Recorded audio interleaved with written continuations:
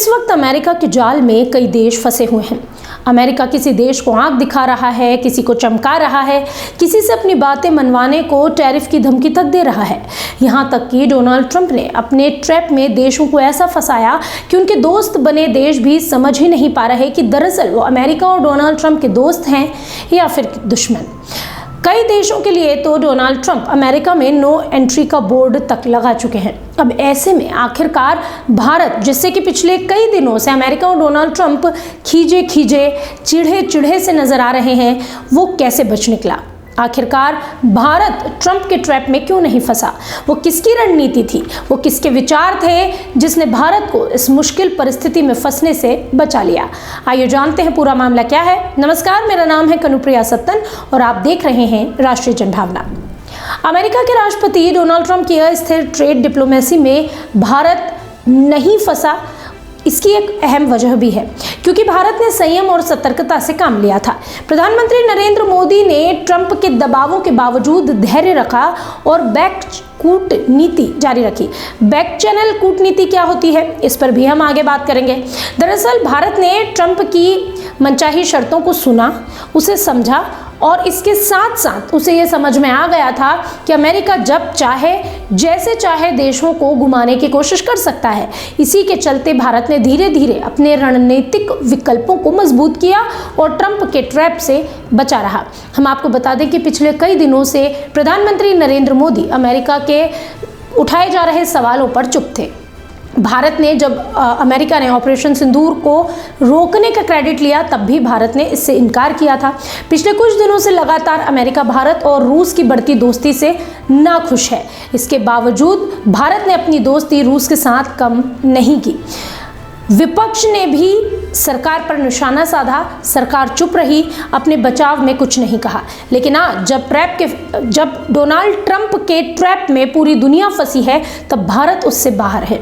वो रणनीति क्या थी जिस पर आज हम बात कर रहे हैं? दरअसल अमेरिका के सहयोगियों और उसका सहयोगी बनने की चाह रखने वाले लोगों को ये नहीं भूलना चाहिए, या यूं कहें कि उन देशों को जिनका नाम मैं नहीं लेना चाह रही थी लेकिन ले ही लेती हूँ क्योंकि पाकिस्तान मेरा क्या ही बिगाड़ लेगा।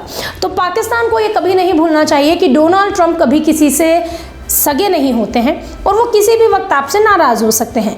और जब ट्रंप नाराज़ होते हैं तो उनके करीबी दोस्त भी नहीं बख्शे जाते, या यूँ कहें कि वो भी पनाह मांगने लगते हैं।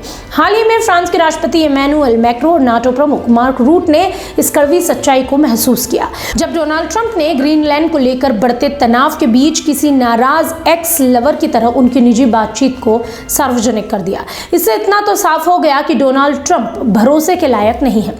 इतना ही नहीं, अगर हम बात करें ब्रिटेन की, तो ब्रिटेन के प्रधानमंत्री कीयर स्टारमर भी ट्रंप से अपनी दोस्ती का ढोल पीटने के कुछ घंटों बाद ही चागोस द्वीप डील को लेकर उनकी भारी मूर्खता पर लताड़े गए। इससे एक सख्त सच्चाई, कड़वी सच्चाई सामने आई। ट्रंप के लिए वफादारी सम्मान की गारंटी नहीं है। आप ट्रंप के कितने भी अच्छे मित्र बन जाओ, लेकिन इसका मतलब ये नहीं है कि वो आपके लिए अपने मन में रिस्पेक्ट लाएंगे। ये वही ट्रंप हैं जिन्होंने चुनाव लड़ने के लिए भी प्रधानमंत्री नरेंद्र मोदी के चेहरे का इस्तेमाल किया था, उन्हें वहां बुलाया था। लेकिन जब दूसरी बार वो सत्ता में आए तो प्रधानमंत्री नरेंद्र मोदी के साथ उनके उतने मधुर संबंध नहीं हैं जितने पहले हुआ करते थे। हालांकि इसकी एक वजह है जिस पर हम चर्चा फिर कभी करेंगे, अगर आप मुझे कमेंट बॉक्स में बताएंगे कि आप जानना चाहते हैं कि आखिर पीएम मोदी और डोनाल्ड ट्रंप के संबंध क्यों बिगड़े। खैर, प्रधानमंत्री नरेंद्र मोदी की रणनीतिक चुप्पी, उनकी चालें, ट्रंप की अस्थिर ट्रेड डिप्लोमेसी के बीच भारत को ट्रंप ट्रैप से बचने में काफ़ी मदद मिली। कैसे मिली, आइए जानते हैं। दरअसल जैसे ही 2026 की शुरुआत हुई, ट्रंप की नज़र ग्रीनलैंड पर जा गई। वेनेजुएला में ट्रंप ने शासन परिवर्तन किया, वहां पर उन्होंने हमला किया। ग्रीनलैंड कब्जाने की उनकी मंशा को काफ़ी दुनिया ने देखा भी, आश्चर्य भी किया और उनकी इस मंशा को बल भी मिला। राष्ट्रपति निकोलस मादुरो की गिरफ्तारी को लेकर पूरे देश स्तब्ध रह गए, यानी कि पूरी दुनिया के हर देश ने जब ये खबर सुनी तो सभी हैरान थे क्योंकि ये वही ट्रंप थे जो कुछ दिनों पहले तक शांति कायम करने की बात कर रहे थे। यूरोप ने इस पर अच्छी प्रतिक्रिया नहीं दी, बेहद कमज़ोर उनकी प्रतिक्रिया नजर आई। लेकिन कुछ ही दिनों बाद जब ट्रंप ने ग्रीनलैंड को लेकर यूरोप के ही एक देश को निशाना बनाया, 25% तक अतिरिक्त टैरिफ लगाने की धमकी दी, तब यूरोप को कड़वा सबक मिला। ट्रंप को जब कुछ चाहिए होता है तो वो सिर्फ और सिर्फ एक कारोबारी की तरह सोचते हैं। वो सिर्फ ये सोचते हैं कि उनके देश को किस चीज़ की ज़रूरत है और उन्हें उस चीज़ को कैसे पाना है। उसके बाद वो ये नहीं सोचते कि इसे पाने का सही तरीका क्या है, किस तरह से डील की जानी चाहिए। लेकिन ये सबक दुनिया ने थोड़ा देर से सीखा। ट्रंप ने पिछले ही साल यूरोपीय संघ और ब्रिटेन के साथ एक व्यापार समझौता किया था। बावजूद इसके ब्रिटेन और अन्य यूरोपीय सहयोगियों पर टैरिफ लगाने का फैसला कर दिया गया। इससे इतना तो साफ हो गया कि ट्रंप को इस बात से फर्क ही नहीं पड़ता कि कोई भी उनका जो करीबी सहयोगी है उसके साथ क्या व्यापारिक समझौते उन्होंने किए हैं। अमेरिकी सामानों के लिए अपने बाजार खोल दिया, वो टैरिफ लगाकर ही दम लेते हैं। वो रुकते नहीं हैं, चाहे सामने उनका दोस्त ही क्यों ना हो। भले ही वो कुछ मिनट पहले ये कह रहे हो कि वो हमारा दोस्त है, लेकिन कुछ मिनट बाद ही वो सिर्फ वही करते हैं जो उन्होंने ठान लिया है। भारत ने पहले ही ये बात समझ ली थी कि ट्रंप के दिमाग में इस वक्त क्या चल रहा है और अगले ही पल क्या चलेगा, इसकी गारंटी नहीं ली जा सकती। हालांकि भारत तो समझ चुका था, लेकिन यूरोप को ये बात ज़रा देर से, यानी कि अब जाकर समझ आई। इसी के चलते भारत ने शायद जिसे यूरोप महसूस कर रहा है उस बात को समझने के बाद ट्रंप 2.0 के दौर में टैरिफ महज व्यापार का औजार नहीं बल्कि निजी और भू राजनीतिक लक्ष्यों को साधने का हर मौसम में काम आने वाला हथियार है। इस बात को समझने के बाद भारत ने इस पर प्रतिक्रिया देना बंद कर दिया था, लेकिन यूरोप इस बात को नहीं समझ पा रहा था। लेकिन आखिरकार अब यूरोप को ये बात साफ तौर पर समझ आ गई है। 50% तक के सबसे हाई टैरिफ झेलने और अमेरिकी मांगों के आगे झुकने के प्रेशर के बावजूद भारत ने ट्रेड डील पर कोई जल्दबाजी नहीं दिखाई थी। मई 2025 में भारत ने ट्रंप के अटपटे बयानों का स्वाद तब चखा जब अमेरिकी राष्ट्रपति ने एक दावा किया कि टैरिफ की धमकियों से पाकिस्तान के साथ संघर्ष रुकवाया और भारत ने रोक दिया। भारत ने ट्रंप के इन बयानों का खुलकर विरोध किया। उन्होंने कहा कि ऐसा नहीं हुआ है और ये दावे जो हैं ये निराधार हैं। अगर हम इंडिया टुडे की एक रिपोर्ट को माने, आज तक की एक रिपोर्ट को माने, तो उसमें यह भी दावा किया गया है कि ट्रंप के इस दावे के छिपे मैसेज को भारत ने तुरंत समझा। ट्रेड को भू राजनीतिक दिखावे और ट्रंप की मनचाही शर्तें मनवाने के हथियार के रूप में इस्तेमाल आगे भी ट्रंप कर सकते हैं। भारत ने दावे का खंडन किया और कहा कि युद्ध विराम दोनों देशों के बीच आपसी बातचीत से हुआ। वहीं पाकिस्तान ने अमेरिकी राष्ट्रपति की मध्यस्थता का स्वागत किया। विरोध के बावजूद भारत ने संयम रखा और ट्रंप पर सीधे हमले नहीं किए। विरोध देश में भी हुआ, विरोध हर जगह हुआ, हर लेवल पर सरकार को यह विरोध झेलना पड़ा। आप चाहे इस वक्त सरकार के विरोधी मानसिकता के ही क्यों ना हो, लेकिन आज जो हमारे देश के हालात हैं जो बाकी देशों से बेहतर हैं, उसके पीछे कहीं ना कहीं वजह रही है प्रधानमंत्री नरेंद्र मोदी और सत्ता पर काबिज जो हमारी जो सत्ताधारी पार्टी है उसकी चुप्पी। हमने कई बार ये सवाल उठाए कि आखिर हमारी सरकारें चुप क्यों हैं, लेकिन अब उसकी एक बड़ी वजह समझ में आ रही है। भारत के रुख से ट्रंप और बौखला गए, ट्रंप का धैर्य टूट गया। 17 जून को ट्रंप ने प्रधानमंत्री मोदी के बीच को एक फ़ोन लगाया, बातचीत की और इस दौरान दोनों के बीच तीखी बातचीत हुई और इसके बाद दोनों देशों में जो है वो तनाव बढ़ गया। प्रधानमंत्री नरेंद्र मोदी ने साफ कहा कि युद्ध विराम में अमेरिका की कोई भूमिका नहीं थी। जब नोबेल शांति पुरस्कार की बातचीत की गई तो इस पर भी भारत ने इनकार किया, जबकि पाकिस्तान ने तो ट्रंप की खूब तारीफ की। नतीजे साफ नजर आए। कुछ हफ्तों बाद ट्रंप ने भारत पर 50% टैरिफ लगाया। रूस से तेल खरीद पर 25% अतिरिक्त टैरिफ भी इसमें शामिल किया गया। पाकिस्तान पर सिर्फ 19% टैरिफ लगाया गया। चीन का मुकाबला करने के लिए ट्रंप से पहले के अमेरिकी राष्ट्रपतियों ने भारत से रिश्ते सुधारने के लिए जितनी कोशिश की थी, सब पर ट्रंप ने पानी फेर दिया। वो डोनाल्ड ट्रंप जिन्होंने खुद भारत से संबंध सुधारे थे, क्योंकि वो चीन को उतना मजबूत नहीं होने देना चाहते थे। सभी जानते हैं कि दुनिया की दो बड़ी ताकतों में एक अमेरिका और दूसरा चीन है और चीन से पूरा विश्व कहीं ना कहीं खौफ खाए बैठा है। लेकिन आज उस रूप में अमेरिकी राष्ट्रपति डोनाल्ड ट्रंप नजर आ रहे हैं। बावजूद इसके भारत ने धीरज रखा, भारत ने शांति बनाए रखी। टैरिफ लगने के बाद पीएम मोदी या उनके मंत्री ट्रंप के साथ शब्दों की जंग में भी नहीं उतरे, कोई बयानबाजी नहीं हुई।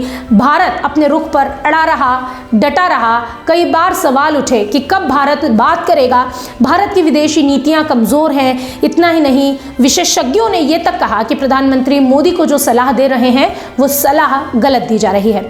भारत को क्रेमलिन के लिए लैंड्रोमेट बताने से लेकर ब्लड मनी के आरोप तक लगाए गए। दूसरी ओर ट्रंप प्रधानमंत्री प्रधानमंत्री की तारीफ करते रहे और उन्हें सच्चा मित्र, प्रिय मित्र, महान मित्र कहते रहे। Bharat good cop bad cop के खेल में नहीं फंसा। इंडिया टुडे की एक रिपोर्ट ने दावा किया कि टैरिफ के प्रेशर और दबाव की राजनीति के बावजूद भारत ने कोई एक तरफा व्यापार समझौता करने की जल्दी नहीं दिखाई, जिससे उनका संवेदनशील कृषि और डेयरी सेक्टर अमेरिका के लिए खुल जाए। साथ ही भारत ने रूसी तेल आयात भी नहीं रोका, यानी कि भारत ने अमेरिका के कहने पे किसी भी तरह से अपने किसी भी काम पर कोई अर्धविराम या पूर्णविराम नहीं लगाया, ना ही किसी के साथ दोस्ती को उन्होंने कमजोर किया। इसमें एक खास बात यह है कि भारत ने अमेरिका से दूरी भी नहीं बनाई। पीयूष गोयल और एस जयशंकर जैसे वरिष्ठ मंत्री के पर्दे के पीछे कूटनीति और व्यापार वार्ताएं जारी रही। देश में विपक्ष के हमलों के बीच प्रधानमंत्री मोदी ने अमेरिका की आर्थिक स्वार्थपरता के जवाब में स्वदेशी पर जोर दिया, फिर से जोर दिया। हर बार उन्होंने मेड इन इंडिया को बढ़ावा देने की कोशिश की। भारत ने खुद को डराने धमकाने दिया, अमेरिका डराता रहा, धमकाता रहा। प्रधानमंत्री मोदी ने कोई पलटवार नहीं किया।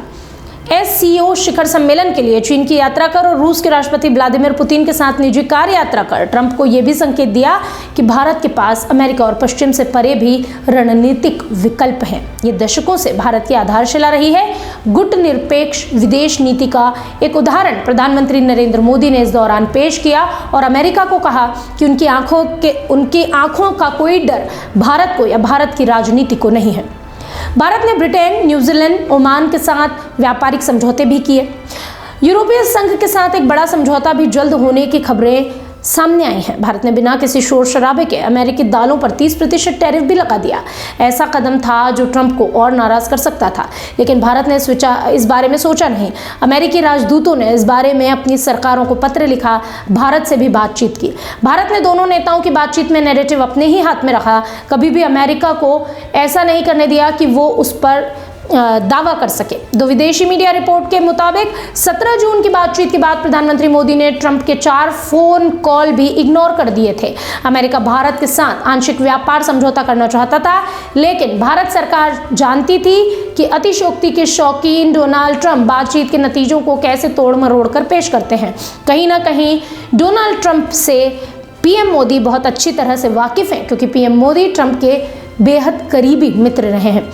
17 सितंबर को आखिरकार प्रधानमंत्री के बर्थडे पर ट्रंप ने उनसे बातचीत की। पीएम मोदी ने इस बात का ध्यान रखा कि बातचीत का भारत का पक्ष पहले सामने आ जाए। ट्रंप की बातचीत को तुरंत सोशल मीडिया पर पोस्ट किया गया। पीएम मोदी ने उनके ही खेल में उन्हें मात दे दी, यानी पीएम मोदी ने ट्रंप के सोशल मीडिया पर कुछ भी वायरल करने से पहले इस बातचीत को वायरल किया। मैक्रो ने मोदी का तरीका अगर अपना लिया होता तो शायद दुनिया में उनकी फजीती ना होती। वो इस बेइज्जती से बच सकते थे जो ट्रंप के चैट लीक करने की वजह से उनकी हुई है। ट्रंप ने मैक्रो के साथ अपनी निजी बातचीत को वायरल कर दिया। पाकिस्तान की तमाम crypto currency, rare earth deals, मीठी मीठी बातें अमेरिकी इमिग्रेंट वीजा पर रोक की लिस्ट से उसे नहीं रोक पाया। एक सवाल तो यह भी उठता है कि आखिरकार भारत ने ट्रंप की इस चाल को कैसे पहचान लिया। भारत को आस्तीन में सांप पालने की या आस्तीन में पले सांपों को पहचानने की पुरानी आदत है। भारत के इसी संयम, इसी परख के चलते वो अपने रुख पर कायम रहा और उसने संतुलन वाली रणनीति को अपनाया और इसी रणनीति ने ट्रंप के ट्रैप से, ट्रंप के जाल से उसे बचा लिया। भारत कभी ट्रंप के दबाव में नहीं आया। वो इसकी पुष्टि अमेरिकी वाणिज्य सचिव हार्वर्ड लटनिक के एक बयान से हुई। उन्होंने कहा भारत अमेरिका ट्रेड डील इसलिए नहीं हुई क्योंकि प्रधानमंत्री नरेंद्र मोदी ने सीधे सीधे बात करने से इनकार कर दिया।